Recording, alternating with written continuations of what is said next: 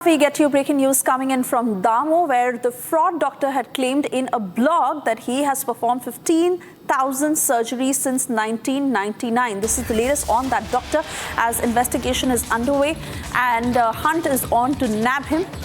This fake doctor, who has claimed that he's performed over 15,000 surgeries since 1999, that is nearly 26 years.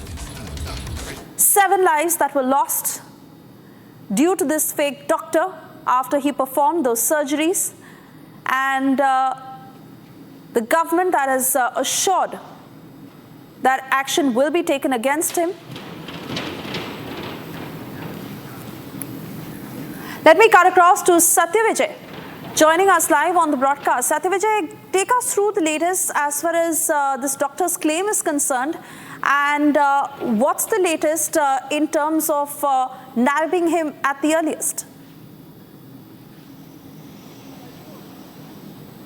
जी बिल्कुल, देखिए दमोह के mission अस्पताल में काम करने वाला जो डॉक्टर है, डॉक्टर नरेंद्र जॉन कैम, इसके बारे में लगातार एक के बाद एक खुलासे हो रहे हैं। अच्छी बात यह है कि दमोह पुलिस ने आरोपी डॉक्टर को प्रयागराज से गिरफ्तार कर लिया है, लेकिन जो खुलासे हो रहे हैं उसमें पुलिस रिमांड के दौरान तो और जानकारी निकलेगी ही, लेकिन एक बात और सामने आई है कि इस डॉक्टर ने खुद अपने ब्लॉग में इस चीज का दावा किया है। उसमें जिसने पोस्ट डाली है उसमें उसने लिखा है कि ये अब तक 1999 से लेकर अब तक करीब 15,000 सर्जरी कर चुका है। अब आप सोचिए, दमोह में जो उसने 15 से 17 सर्जरी की, जिसमें कि 7 लोगों की मौत का इनपुट है, 7 लोगों की मौत हुई, जिसको लेकर के राष्ट्रीय मानवाधिकार आयोग की टीम जांच कर रही है। पिछले कल से राष्ट्रीय मानवाधिकार आयोग की टीम जो है वो दमोह में है और जो पीड़ित परिवार है उनसे बातचीत कर रही है। वहीं दूसरी तरफ इस डॉक्टर ने जो दावा किया है कि ये 15,000 सर्जरी कर चुका है, तो क्या आप दमोह पुलिस इस जांच के दायरे को बढ़ाएगी? क्योंकि इसी डॉक्टर ने छत्तीसगढ़ में भी अपोलो अस्पताल में रहते हुए ऑपरेशंस किए हैं, जिसमें कुछ लोगों की मौत के इनपुट हैं।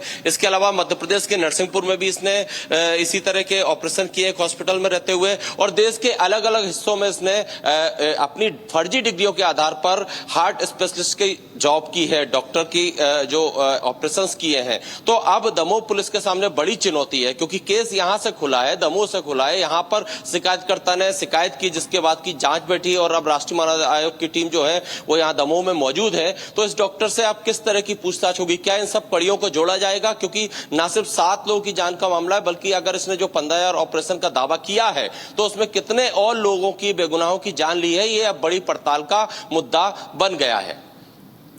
All right, Satyavijay, many thanks for getting us those details.